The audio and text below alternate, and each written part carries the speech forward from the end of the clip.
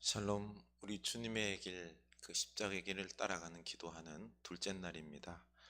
다 같이 기도합시다.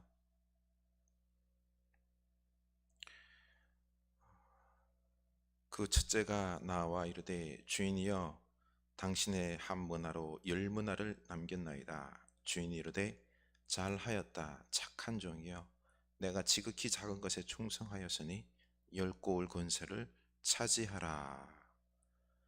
하나님, 우리로 이 어려운 시대에 종말의 시대를 살아가는 저희들, 오늘을 마지막인 양 주님 앞에 온전히 맡기고 충성하며 깨어서 살아가는 저희들 되길 원합니다.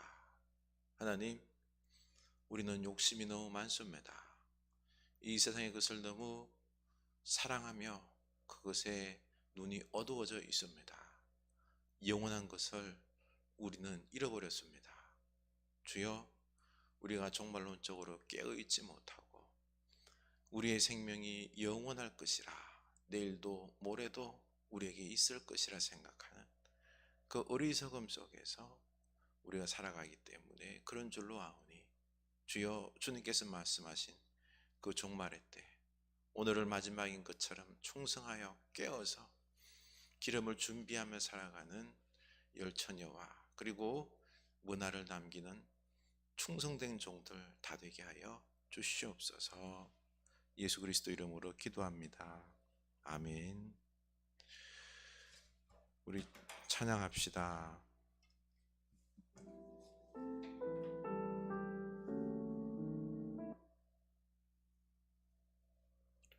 웬 말인가 날 위하여 찬양하시겠습니다.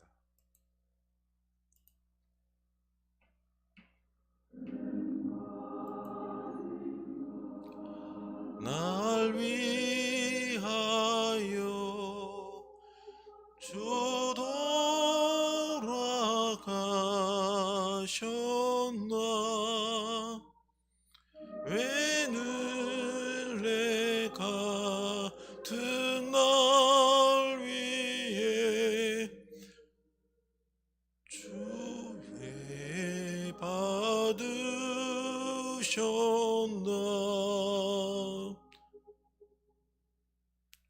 내 지은 죄 다 씻긴 못 박히셨으니 웬일인가 웬 은혜인가 그 사랑 그 혈압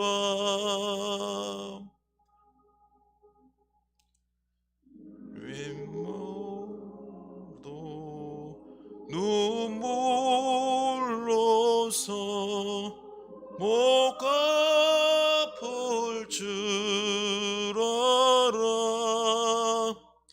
몸 밖에 드릴 것 없어 이 몸 바칩니다.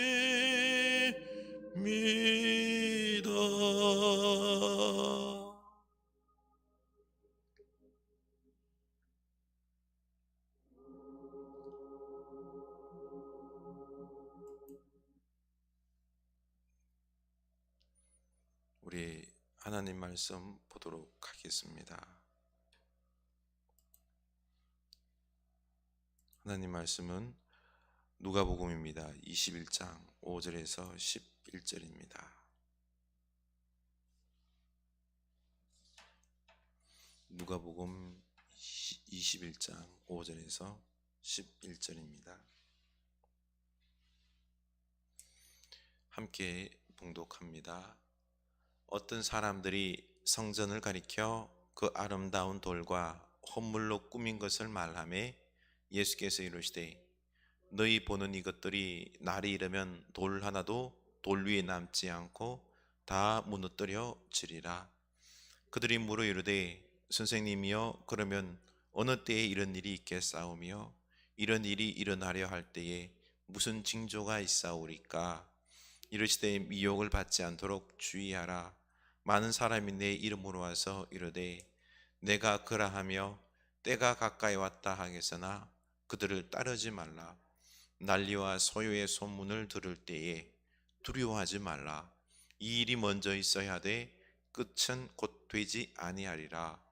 또 이르시되 민족이 민족을 나라가 나라를 대적하여 일어나겠고 곳곳에 큰 지진과 기근과 전염병이 있겠고 또 무서운 일과 하늘로부터 큰 징조들이 있으리라. 아멘.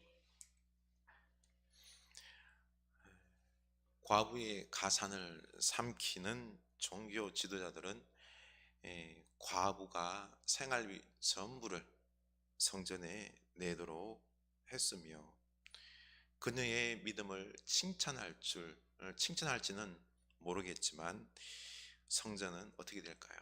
곧 허물어질 것이다 라고 예수님은 예언하셨고 그렇게 성전은 무너졌습니다. 5절 보면은 어떤 사람들이 성전을 가리켜 그 아름다운 돌과 헌물로 꾸민 것을 말하며, 성전의 돌들이 어마어마한 돌들을 다듬어서 건축했는데요, 그 위험은 대단했습니다.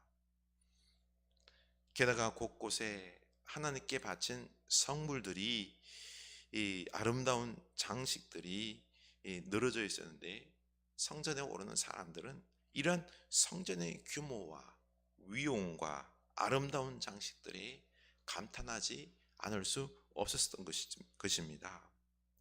예수님께서 정색을 하시며 말씀하십니다. 6절, 너희 보는 이것들이 날이 이르면 돌 하나도 돌 위에 남지 않고 다 무너뜨려 지리라.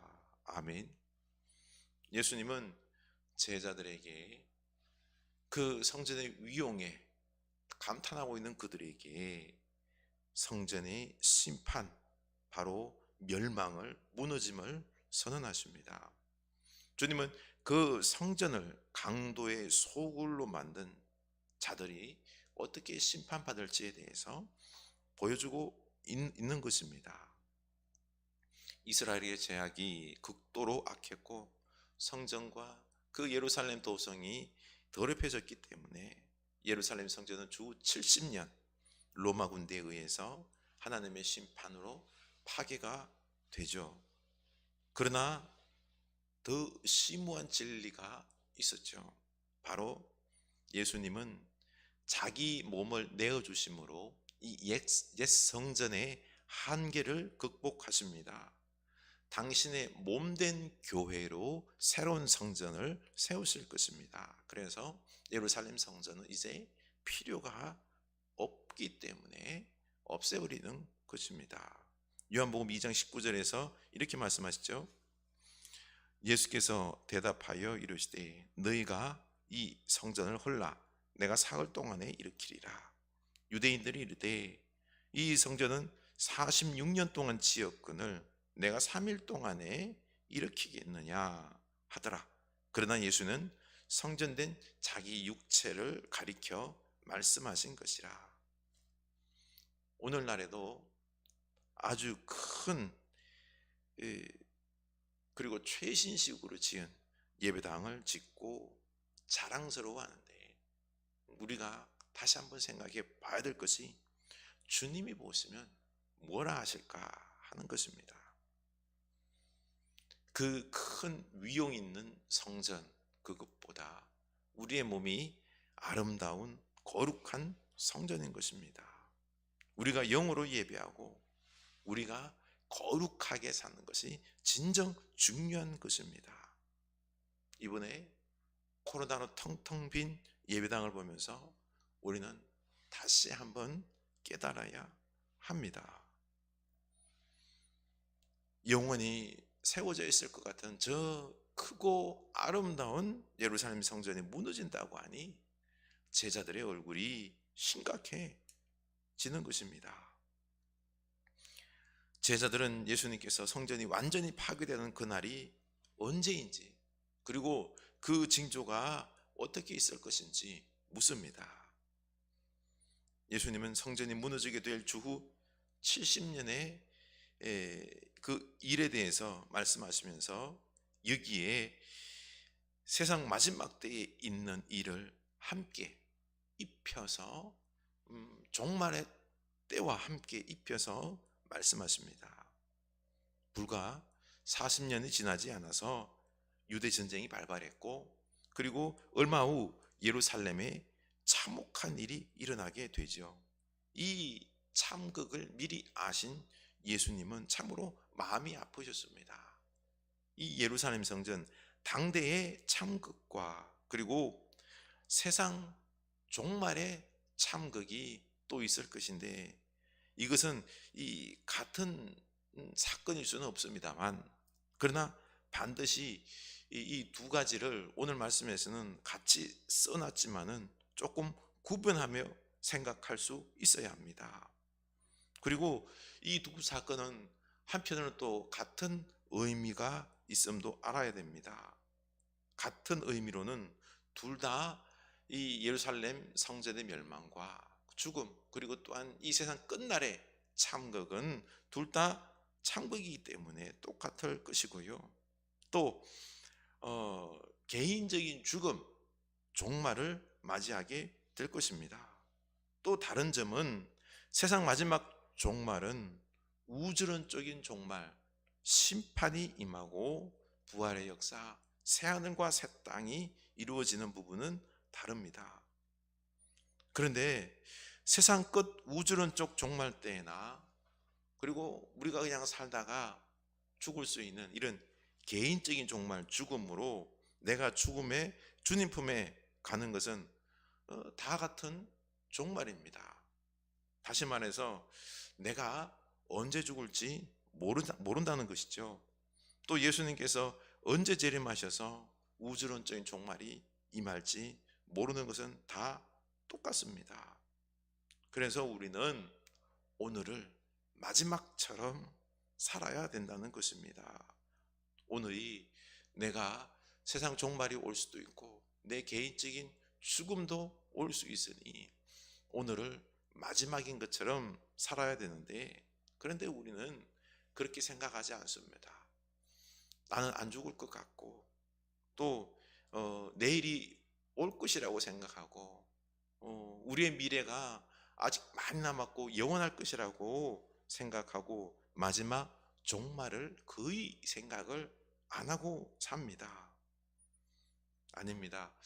우리가 마지막인 것처럼 종말론적으로 살아가는 것이, 이것이 지혜임을 오늘 말씀 우리에게 이야기하고 있습니다. 8절 볼까요? 이르시되 미혹을 받지 않도록 주의하라. 많은 사람이 내 이름으로 와서 이르되 내가 그러하며 때가 가까이 왔다 하겠으나 그들을 따르지 말라. 난리와 소유의 소문을 들을 때에 두려워하지 말라. 이 일이 먼저 있어야 돼 끝은 곧 되지 아니하리라. 문제는 미혹되는 것입니다. 주님의 답변의 요지는 예루살렘 멸망이 있을 것이고, 또 예수님께서 나중에 곧 재림할 끝에, 세상 끝에 재림하게 될 것인데, 그 사이에 많은 거짓 선지자나 거짓 메시아들이 와서 종말에 대해서 경고할 것이며, 그리고 너희들을 미혹할 것인데 미혹되지 말고 두려워하지 말라는 것입니다. 사실 예수님 부활 이후에 많은 거짓 메시아들이 나타났었습니다. 사도행전 5장에 보면은 드다와 갈릴리에 유다가 있었고, 또 사도행전 21장에 보면은 소요를 일으켜서 자객 4,000명을 거느리고 죄송합니다. 광야로 갔던 애굽인도 있었습니다. 뿐만 아니라 현재에도 세계적으로 내가 그리스도 메시아다라고 하는 사람들이 300명이나 있었고요. 우리나라에도 100명이나 있었습니다. 지금도 신천지 이만이나, 그리고 또 저기 하나님의 교회 장길자, 이 자기들이 메시아라고 그러며 미혹하지 않습니까? 이렇게 이 거짓 메시아들이 우리가 종말론적으로 바로 깨어있지 못하다 그러면은 그들에게 미혹되기 쉽다는 것입니다. 그러면 그들이 어떻게 미혹할까요? 종말의 때로 미혹합니다. 보면은 10절 보시기 바랍니다. 또 이르시되 민족이 민족을, 나라가 나라를 대적하여 일어나겠고 곳곳에 큰 지진과 기근과 전염병이 있겠고 또 무서운 일과 하늘로부터 큰 징조들이 있으리라. 아멘. 종말에는 이 대규모의 전쟁이 있을 것이고 자연재해 빈도들이 높아질 것이고, 그리고 또 전쟁, 지진, 기근과 같은 극심한 환란이 닥칠 것이다. 그것을 말세, 징조로 엮일 것이다 라고 말씀했는데요. 그런데 사실 이때 우리가 잘못된 종말론이 기승을 부릴 수 있습니다. 우리 지금 살아오면서 어땠습니까? 이런 요즘도 지진 많죠, 그렇죠? 예전부터 지진도 기근도 전쟁도 이런 일들이 끊임없이 있어 왔었습니다. 그럴 때마다 종말론자들은 마지막 때라 그러면서 지금이 마지막이다 하면서 미혹했습니다. 바로 이 시간과 때, 이거를 알려고 할 때 미혹이 됩니다. 시한부 종말론자들이 늘 미혹하는 것이 이 1992년도 때 이장님 씨 휴거된다고 이야기했지 않습니까? 또 666 바코드, 요즘에 또 666 베리칩 이런 것들, 심지어는 코로나 백신 맞으면 안 된다 그러면서 지금 우리 세대에 종말론이 꼭 온다라고 하며 미혹하는 자들도 또 있습니다. 다 거짓말입니다. 예수님께서 언제 오실런지 이 종말에 대해서 그 때를 중요하게 이야기하지 않습니다. 언제 올지는 하나님 아버지만 아시는 것입니다. 도리어 종말, 오늘이 마지막인 것처럼 도적같이 올 수 있다라고 했기 때문에 오늘이 마지막인 것처럼 종말인 것처럼 살라고 하셨습니다. 또 한편 사실밤 오늘 내가 개인적으로 죽을 수도 있는 것 아닙니까? 또 세상 종말도 올 수 있는 것입니다. 우리의 죽음도 종말인 것은 마찬가지입니다. 그래서 깨어서 준비하며 오늘을 마지막인 것처럼 등불을 준비하고 복음을 전하며 그렇게 열심히 충성되이 사는 것이 이게 지혜인 것입니다. 능력인 것입니다. 종말론적인 이 지혜로 살아가는 사람들은 어떤 삶일까요? 오늘이 마지막이기 때문에 욕심은 안 부립니다. 감사할 줄 압니다. 오늘을 기뻐하며 살 줄 압니다. 사랑하며 삽니다. 그러나 잘못된 시한부 종말론자들은 일도 안 하고 이제 마지막인 것이니까 막 그냥 그 때가 언제인지 현실을 잃어버린 채 종말의 시간에 홀려서 살아가는 것입니다. 우리 바른 종말론적인 이해로 우리가 오늘을 최선을 다하여 충성을 다하여 감사하며 기뻐하며 살아가는 우리가 될 수 있기를 원합니다. 우리 이 시간 공동기도를 드리도록 하겠습니다. 하루를 처음처럼 마지막처럼 종말론적으로 살게 하소서. 청산유수 말의 잎들은 무성했으나 실천의 열매가 없는 인생이 아닌지요. 깨어 기도하는 기도의 집인 거룩한 성전이 세속화되어 크고 화려함을 추구하는 강도들의 소굴이 되고 잠자는 신앙은 아닌지요. 사막 세상의 오아시스와 같아야 할 교회가 깨어있지 못해서 타락을 방조하고 있음을 회개합니다. 하루하루를 깨어서 종말론적인 지혜로 살아가는 일상이 되게 하소서. 서로 한결같이 사랑하게 하소서. 불평하지 말고 서로 잘 대접하게 하소서. 저마다 받은 은사에 따라 서로를 위하여 봉사하게 하소서.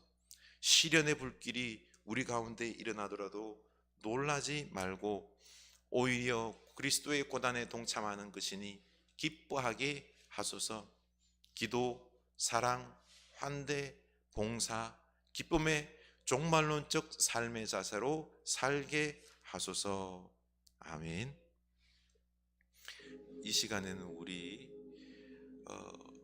십자가의 길 금식 기도문을 마음에 새기면서 우리 기도하기를 원합니다.